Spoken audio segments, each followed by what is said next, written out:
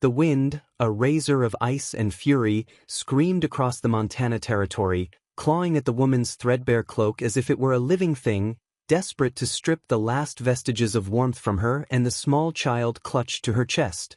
Each gust was a physical blow, a reminder of the vast, unforgiving emptiness that surrounded them.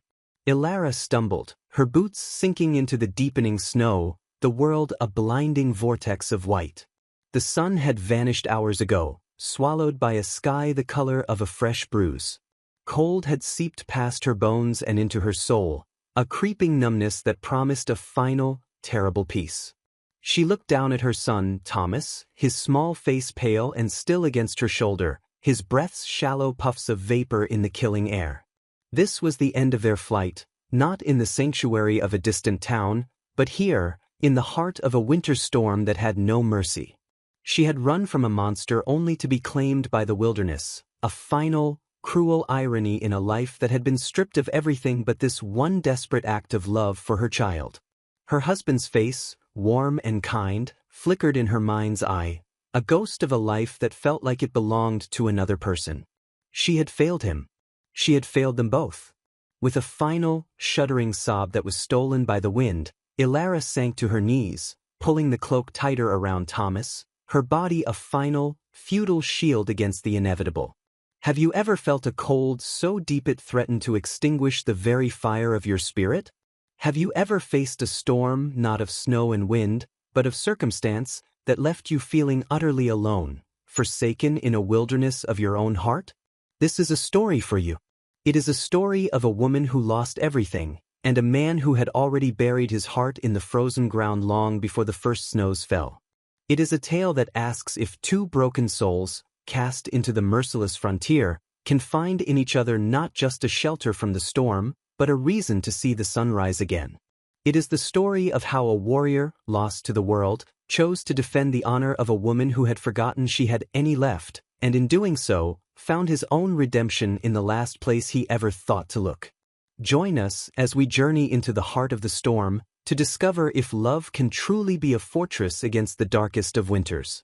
The man moved through the blizzard not with the frantic energy of the desperate, but with the steady, measured pace of a creature who was part of the storm itself. Silas was a man carved from the mountain's own granite, his face a road map of sorrows he never spoke of, his eyes the color of a winter sky just before the snow. He had come down from his isolated cabin for the first time in months, driven by a dwindling supply of salt and a restlessness that gnawed at him like a hungry wolf. He had built his life on solitude, a penance for a past that haunted his waking hours and stalked his dreams. He wanted nothing from the world, and he offered it nothing in return. Yet, as the wind howled its mournful song, he saw it, a splash of dark color against the suffocating white, a shape that did not belong. He approached with the caution of a scout, his hand resting on the hilt of the knife at his belt. He expected a deer, fallen to the cold, or perhaps a wolf. He did not expect to find a woman on her knees, her face a mask of frozen tears, cradling a small child as if she were a living tombstone for them both. For a long moment, Silas did nothing. The cold part of him, the part that had survived the war and the even greater loss that followed, whispered for him to turn back. They were already gone, spirits claimed by the mountain. To interfere was to invite the world and its attendant pain back into the fortress of his heart. But then the child, Thomas, stirred with a faint, pitiful whimper, a sound so small it was nearly consumed by the gale. And in that sound, Silas heard an echo of a ghost he could never outrun. His honor, a stubborn, buried thing, refused to let him walk away. He knelt, his large, calloused hands surprisingly gentle as he touched Ilara's shoulder. She didn't respond, her gaze distant, lost in the icy haze of surrender. Without a word, he lifted the small, cold body of the boy from her arms, tucking him securely inside his own thick coat. Then, with an effort that felt like he was lifting the weight of his entire past, he scooped Ilara into his arms. She was lighter than a whisper, a fragile thing of bone and desperation. As he turned back toward his cabin, his boots crunching a new path in the snow, he did not know he was carrying not just two strangers, but the first fragile seeds of a future he had long ago believed was dead and buried. The cabin was less a home and more a shrine to a life that had ended. Dust motes danced in the single beam of light from the one clean window pane, illuminating the stillness within. A small, neatly stitched sampler hung over the cold hearth, its words faded but legible, "Our blessed home." For Ilara, waking slowly from the fog of cold and exhaustion, it was the cruelest of sentiments. She was tucked into a rough-hewn bed, buried under a mountain of thick furs, the scent of wood smoke and pine filling her senses. Across the small, one-room space, the silent man who had rescued them sat by the fire, sharpening a knife with rhythmic, hypnotic strokes. He hadn't spoken more than a handful of words to her since he'd brought them in, his voice a low rumble like stones shifting deep underground. He had tended to Thomas first, rubbing his small limbs, forcing warm broth between his lips, his large, rough hands moving with an impossible tenderness. Now, her son slept peacefully in a makeshift cot near the flames, his chest rising and falling in a steady, life-affirming rhythm that made tears well in Ilara's eyes. But her gratitude was tangled with a deep, abiding fear. She had fled one kind of monster only to find herself at the mercy of a stranger, a giant of a man who lived like a hermit in the heart of nowhere. She watched him, his profile stern and unreadable in the flickering firelight. Who was he? What did he want? Her life had taught her that nothing, especially kindness from a man, came without a price. 4 days, they existed in a state of suspended silence. The blizzard raged outside, a constant, howling reminder of their isolation. Silas provided for them without comment, sharing his food, keeping the fire roaring. Ilara, in turn, began to impose a quiet order on the cabin's neglect. She cleaned the dusty surfaces, mended a tear in one of his shirts, and found a purpose in the simple, domestic tasks that had once defined her life. The cabin began to feel less like a tomb and more like a shelter. It was Thomas, in his childlike innocence, who finally began to chip away at the fortress of silence between them. He would watch Silas for hours, his blue eyes wide with curiosity. One afternoon, he toddled over to where the man was carving a piece of wood.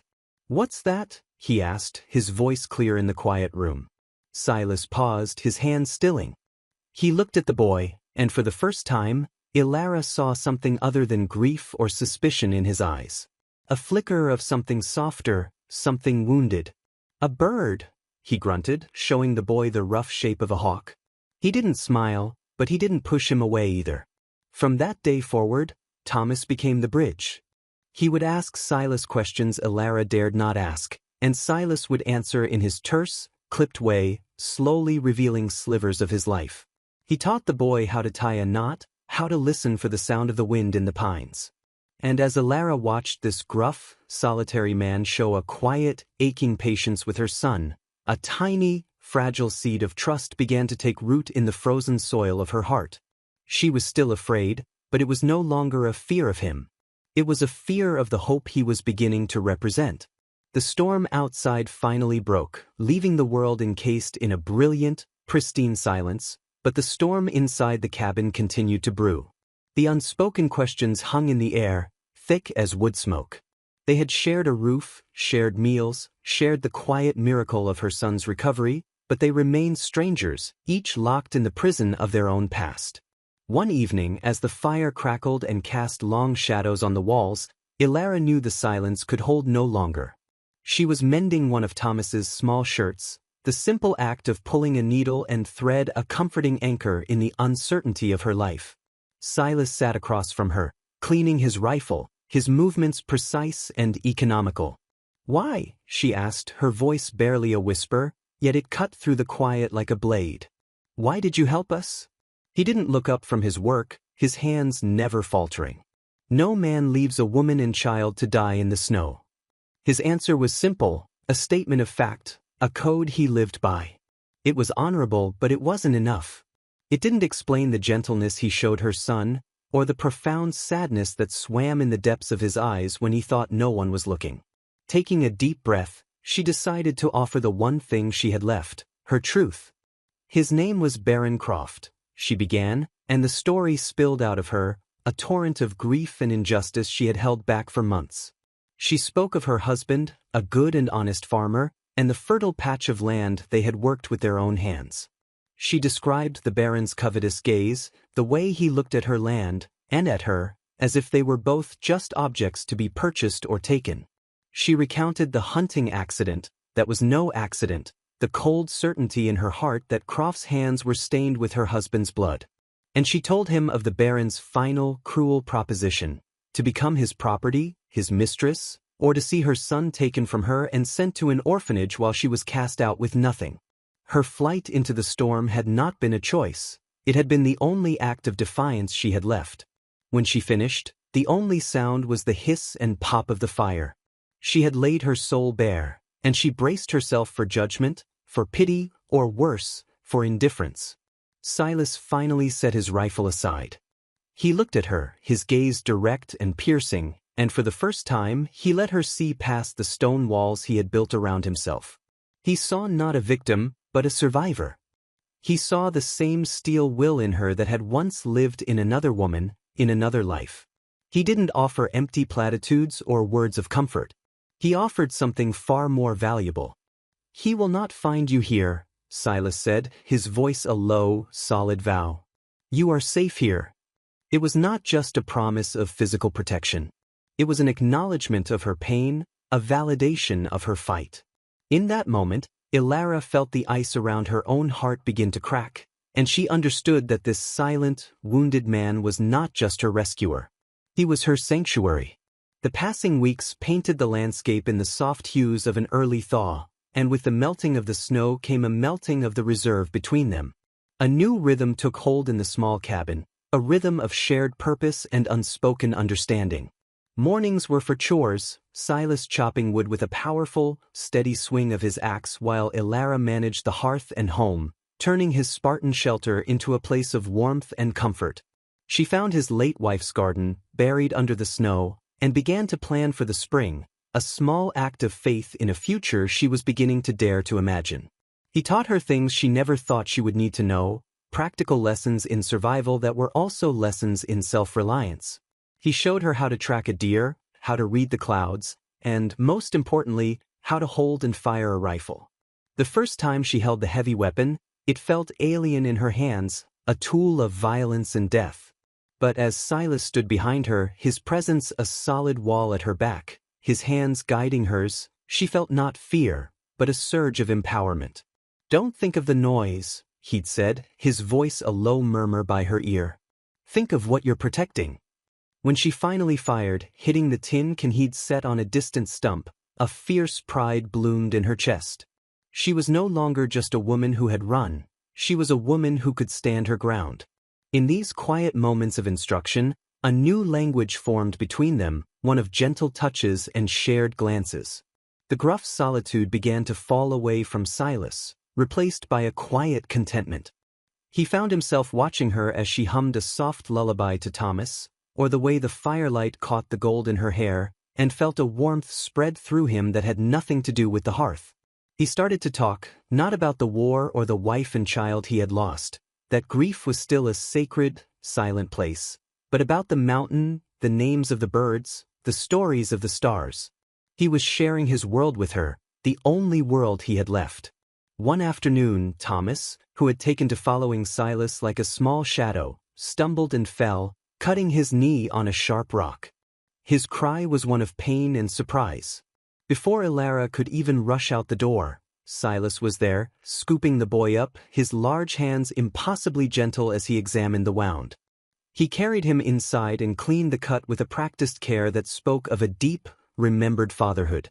Later, as Thomas slept, Ilara touched Silas's arm. "Thank you," she said softly. He simply nodded, but his eyes met hers, and in their depths, she saw the ghost of his own lost family and the reflection of the new one he was reluctantly, tenderly, beginning to build. The peace of their mountain sanctuary was a fragile thing, a beautiful, sunlit bubble in a world that had not forgotten its cruelty. The intrusion came not as a posse of armed men, but as a single rider leading a pack mule, a traveling tinker named Jedediah who made a yearly circuit through the remote homesteads. Jed was a welcome sight in these isolated parts, a bearer of news, gossip, and essential goods. Silas, who normally would have traded tersely and sent him on his way, found himself hesitant. 4 weeks, Ilara and Thomas had been his whole world, a closed circle of healing and quiet hope. Jed's arrival was a reminder of the life that existed down in the valley, the life they had fled. He traded furs for flour, salt, and coffee, and as they shared a cup of the hot, bitter liquid, Jed began to talk. He spoke of the mild winter, the price of cattle, and then, his voice lowering, he spoke of the talk in the town of Redemption. He spoke of Baron Croft. Putting on a real show, the Baron is, Jed said, shaking his head. Telling everyone his poor, grief-stricken sister-in-law, a fine lady from the East, lost her mind after her husband's tragic death. Says she ran off into the wilderness with her boy, raving like a lunatic. Ilara, who had been listening from the doorway of the cabin, felt the blood drain from her face. Silas's hand instinctively went to the knife at his belt, his knuckles white. Jed continued, oblivious. He's offering a reward. A big one. Not for her capture, mind you, but for information leading to her rescue. Says he's heartbroken, just wants to get her the help she needs. The lie was venomous, a masterfully cruel twisting of the truth that painted her as mad and him as the grieving, concerned family man. He wasn't just hunting her, he was destroying her name, ensuring that no one would help her, that any town she appeared in would see a hysteric, not a survivor. Croft's net was closing in. His men, legitimized by this false narrative, were sweeping the territory, no longer just thugs but a righteous search party. The mountain was no longer a fortress, it was a trap. After Jed left, a heavy silence descended upon the cabin once more, but this time it was not the silence of strangers, but the tense, charged quiet of two people facing a shared enemy. Ilara's newfound strength wavered. "He will find us," she whispered, her voice trembling. "There is nowhere left to run." Silas stood and walked to the window, looking out at the vast expanse of peaks and valleys that had been his refuge from the world. But he was no longer a man in retreat. He turned to face her, his expression set like stone, his eyes burning with a fire she had never seen before. "We're not running," he said, his voice a low, resolute growl. "Let him come." The decision was made, not in a flurry of panicked words, but in the quiet, unshakable resolve in Silas's eyes. He would not let this new, fragile life be ripped away from him as his first one had been. This mountain, once his tomb, would now become their fortress. The days that followed were a blur of focused preparation, a grim testament to the warrior that had laid dormant within Silas for so long. He was no longer just a homesteader. He was a soldier once more, planning a defense with methodical precision. He and Ilara worked as a unit, a silent partnership forged in the face of a common threat. He showed her the hidden vulnerabilities of the cabin and how to fortify them, barring the single window with a heavy plank, reinforcing the door. He walked her through the surrounding terrain, pointing out the natural choke points, the lines of sight, the places where a man could make a stand against a dozen. He was not just preparing for a fight, he was teaching her, empowering her, ensuring that if the worst should happen, she would not be a helpless victim. She absorbed every lesson, her fear hardening into a cold, diamond-hard determination. This was no longer just about her own survival. It was about protecting the future of her son and defending the honor of the man who had given them sanctuary. She cleaned the rifles with a steady hand, her movements mirroring his. She packed supplies, water, bandages, ammunition, creating a small cache in the root cellar, a last line of defense. They worked from sunup to sundown, their actions speaking the volumes their words did not. They were no longer a man and a woman thrown together by chance. They were partners, soldiers in a war for their own small piece of peace. One evening, as they sat on the porch, watching the sun bleed its final colors across the western sky, Ilara finally asked the question that had been haunting her. "Your wife," she said softly, "and your child. This is where you lived with them, isn't it?" Silas was silent for a long time, his gaze fixed on a distant peak. When he spoke, his voice was thick with a grief that time had not healed. "Her name was Sarah. My boy was named Daniel," he said. "We built this place with our own hands. Thought we were safe up here, away from the world. He told her of the fever that had swept through the valley, a merciless plague that took the strong and the weak alike. He had been away, scouting for the army, and when he returned, he found only silence and 2 fresh graves under the tall pine tree. "I failed them," he whispered, the words a raw, open wound. "I wasn't here to protect them." Ilara reached out and placed her hand over his.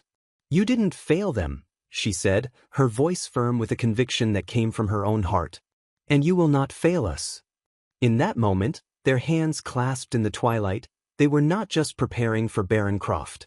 They were fighting back against all the ghosts of their pasts, making a final, defiant stand for the future they were determined to claim together. The morning air was sharp and still when they came, a line of dark figures on horseback appearing on the ridge, silhouetted against the pale dawn sky. They moved with the arrogant confidence of men who believed their victory was already assured. Baron Croft was at their head, a man whose tailored coat and fine leather boots were an insult to the wild beauty of the mountain. He led his 6 hired men down the winding path toward the cabin, a blight upon the landscape.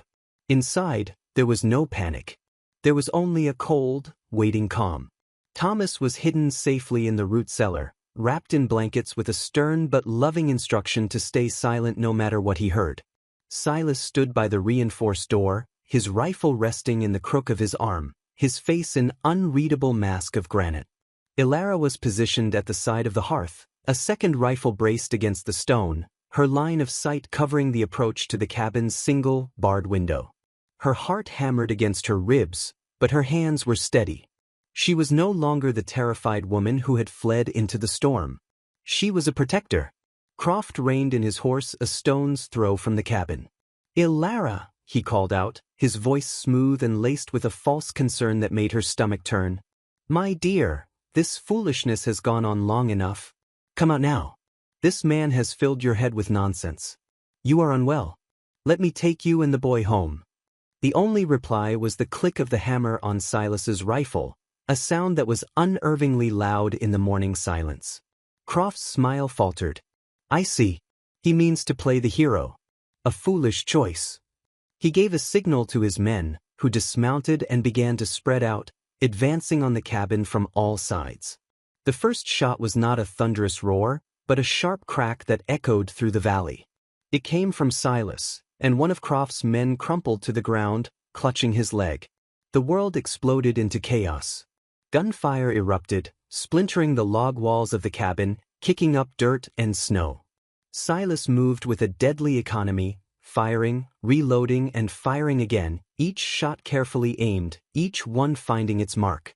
He was a force of nature, a mountain warrior defending his lair. But they were outnumbered. 2 of the thugs broke for the side of the cabin, seeking cover to storm the window. This was Ilara's post. Her moment. The face of a man, bearded and cruel, appeared in the small gap by the window frame. He raised his pistol. All of Silas's lessons, all of her newfound resolve, coalesced into a single, clarifying second. She fired. The rifle kicked back hard against her shoulder, but her aim was true. The man recoiled with a cry, clutching a shattered arm. The fight was brutal and blessedly short. Silas's skill and their prepared defenses were too much for Croft's hired guns.